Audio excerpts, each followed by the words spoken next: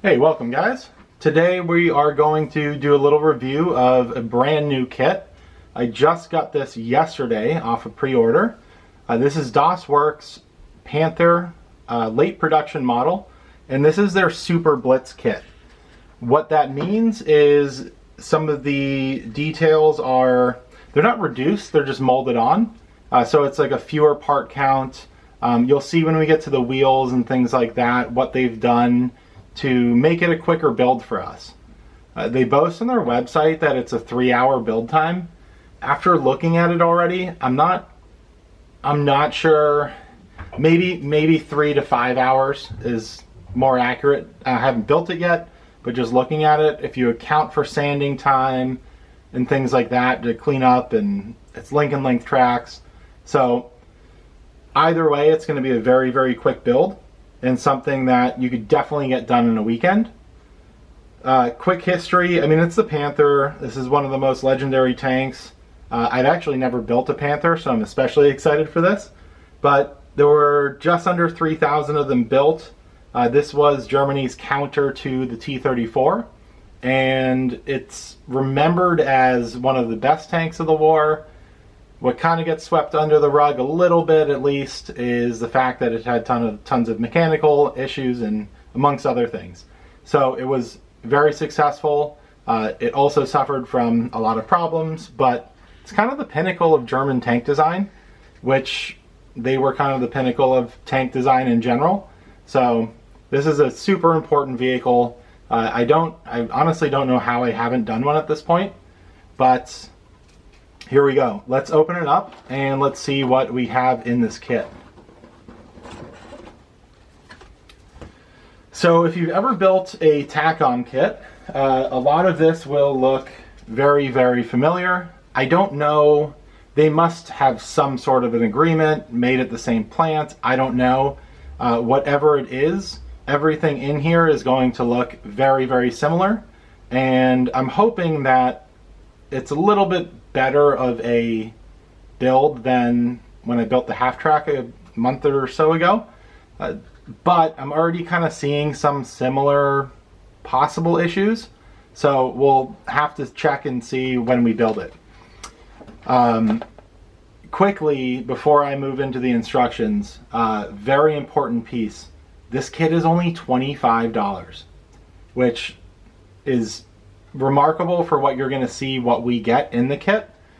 But looking through the instructions, obviously very, very similar to TACOM. If you put a TACOM logo on the front, I don't think you could tell the difference.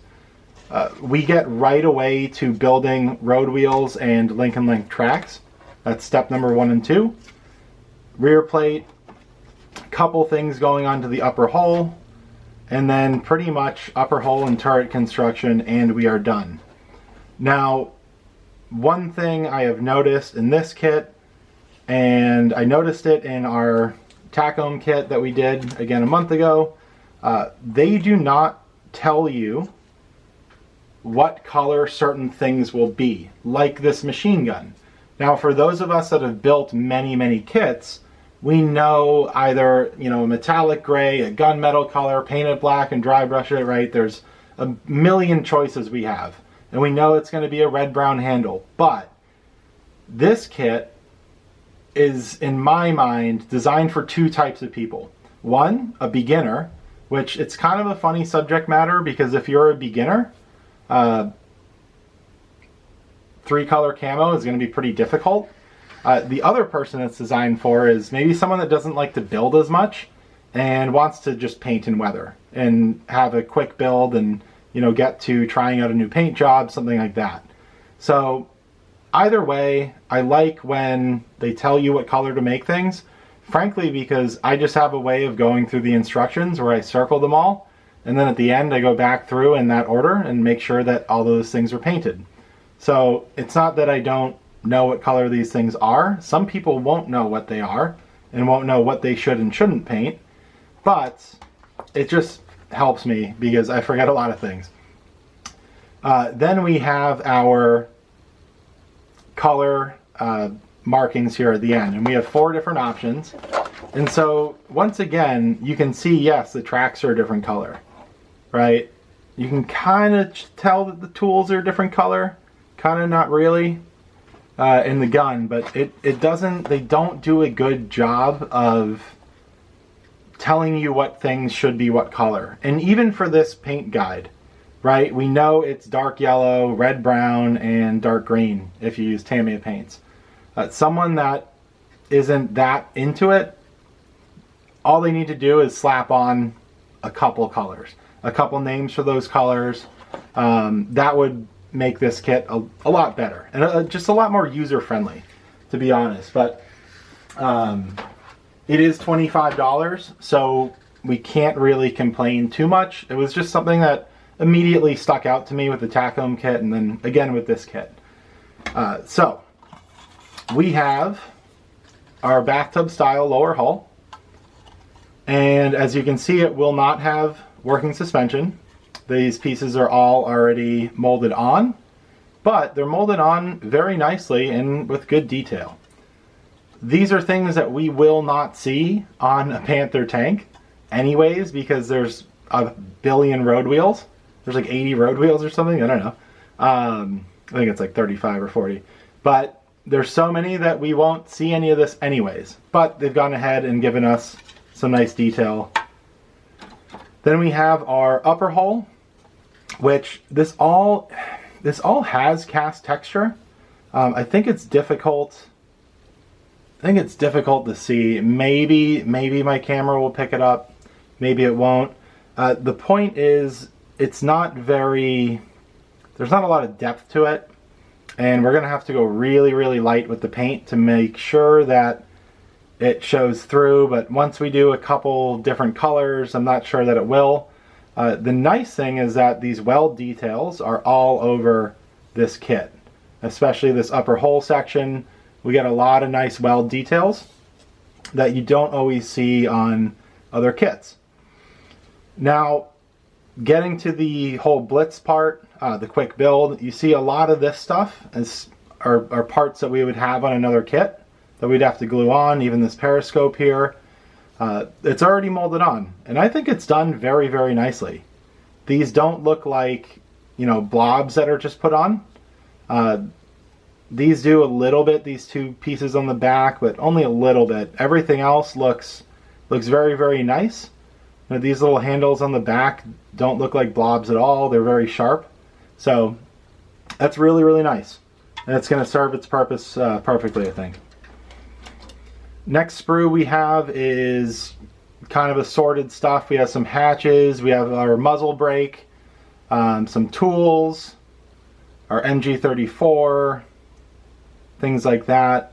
You see these tools are all in a little bundle there, which is nice. Our machine gun turret, things like that. So everything is really, really sharp. It's really crisp. There's no flash or anything like that.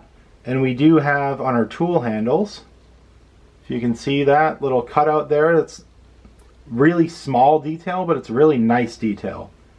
Again, I keep remembering that this kit is $25. For $25, that's great detail. It's detail you can add with a little pin vise or a little drill bit, but it's nice to have it. It's convenient. Next up, we have our turret and some other assorted parts. We do get two mantlets. I would like this mantlet, but there is a mean seam mark running down the entire thing. So I don't know, we'll see how it cleans up. If not, it's always nice to have a backup. So that's nice that they gave us two. We have our engine. The hatches in this kit can be posed open or closed. I do not think that they're workable. I haven't looked too closely into it, but from my first glance, I think they either need to be glued open or closed. But again, we have really nice weld marks on a lot of different pieces. We have them on the top of this turret, which again has that slight cast texture, we'll call it. If it ends up showing through, like the 70A Panzer IV we just did, it's going to look awesome in the end and give it some good texture. If it doesn't, it doesn't, and, you know, kit was 25 bucks, we'll live. This is an interesting idea, and I'm interested to see if it does save time. This is a little jig, right, for all the periscopes. Same with this, and we're just going to plop it on, glue it all on, and then take our nippers and go around the edges and with a sanding stick clean it up. I don't know that it saves any time. What it does save is having to hold these tiny little pieces, which is really nice. So we'll get that added detail without, I don't know about you guys, but I drop a million pieces and I work in a tight space and always have to move everything around to go find them. So nice detail on the turret and everything.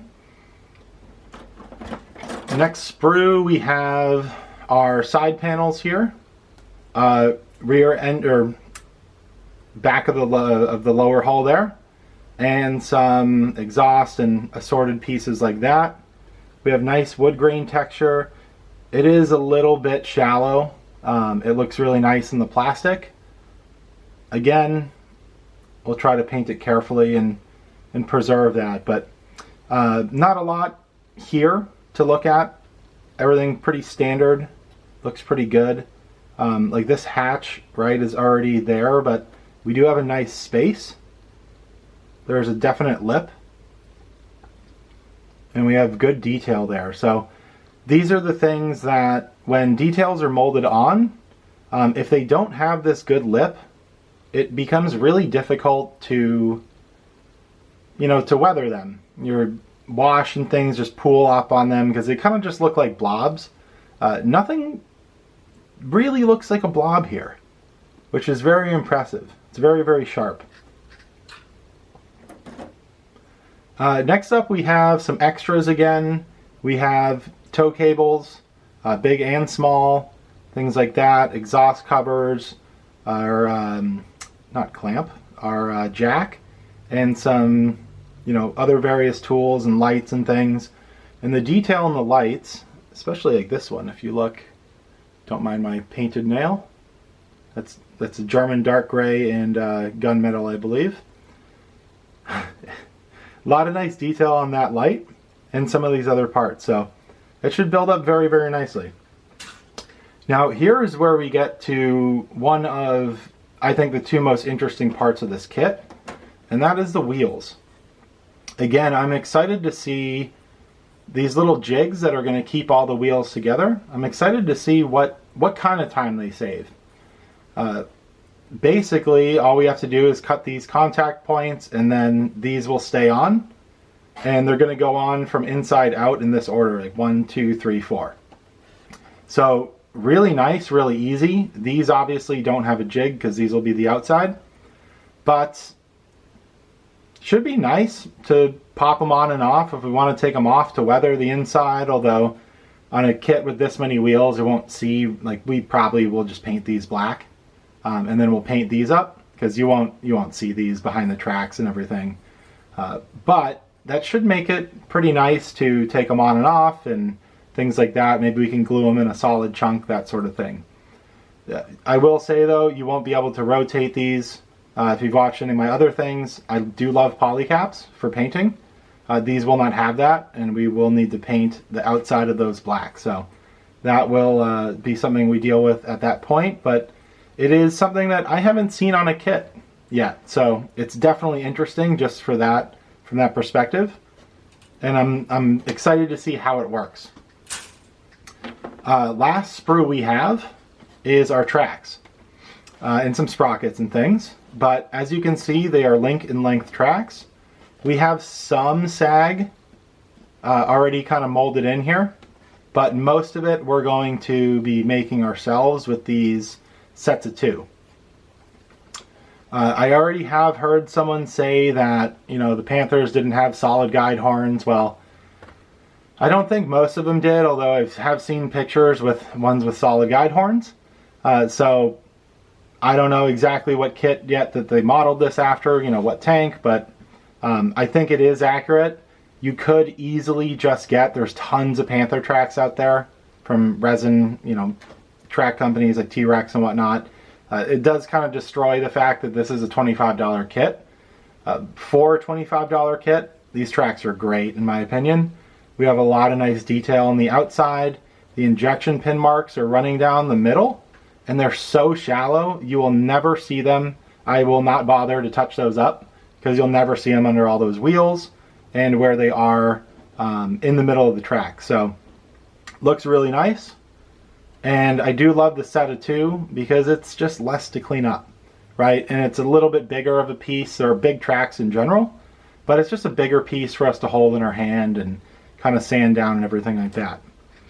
So lastly, and this I think is the other most interesting part of this kit, and we'll address the most interesting part last, but we get like a jewelry wire. It's like it's flexible, it doesn't kink. I'm not going to try to kink it, but it doesn't kink easily, we'll say. It's got a little bit of weight to it, so it should be better than a string. We get two of those because we had the one mini tow cable. We get photo etch for the grills, which looks really nice, and for me is the perfect amount of photo etch. I actually hate photo etch. I used to buy kits specifically that didn't have photo etch, but for the grills it makes perfect sense, and they're always easy to handle, so there's only 5 pieces there, not a big deal. Then we have what I think is one of the most interesting parts of the kit is the metal gun barrel. Now, again, the kit's $25. I don't consider this a necessity by any means. I think this is a luxury. I really have no problem sanding down a gun barrel. If you watch my Crusader video, I made that gun barrel look pretty good and it took like 3 minutes. These scratch kind of easily because they're metal and the paint's not going to adhere to it the same way. So there's a little bit more difficulty when it comes to painting and handling these, but it's super convenient because we don't have to do any work. And they managed to put one in a $25 kit, which makes me wonder why not every kit comes with a metal gun barrel. By no means would I be upset if they did. I think they probably should at this point, but really interesting that we get it in this kit. Obviously the muzzle brake isn't metal, but we'll glue that on and that won't be a problem. And then we have a couple decals, pretty standard here. Does look like a decent amount of carrier film on the numbers, but kind of unavoidable.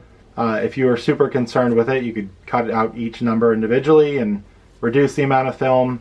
I have never cared that much about decals, so I will not be doing that, but pretty standard. There's not a lot of markings on these, especially late war German vehicles. But there you have it. That is 1, 2, 3, 4, 5, 6 sprues and a lower and upper hull. So it's not like it's 20 parts, right? It's still a pretty good amount of parts here, and there's still a pretty good amount of build. Again, I do think it is definitely geared, maybe not towards a total beginner, but someone that's built some models before that wants to build their first German tank. I think this is probably like the perfect kit for that. Somebody that maybe doesn't want to handle 45 road wheels or whatever it is, right? But also for somebody that has modeled for 10 years, 20 years, this is a $25 kit where we actually get a lot of really nice detail and are going to be able to build and get a Panther weathered in like a weekend. So I think what I'm going to do with this kit is probably like some sort of a weekend, challenge, like Friday, Saturday, Sunday. It'll be minimal weathering. I do like this paint job a lot, but I've seen a Panther that was just the red, brown, and dark green that I liked a lot too. So that part is a little bit to be decided. I'll think about that over the holidays, but if you made it this far, I appreciate you guys watching. I would please ask you, if you haven't already, to like and subscribe. We will be building this next, painting it, weathering it, everything, and we'll be doing many more models, obviously, on this channel. So this will go live on YouTube, obviously after at least Christmas, but this is Christmas Eve, so Merry Christmas, Happy Holidays, Happy New Year, whenever you're watching this, and yeah, appreciate you guys watching.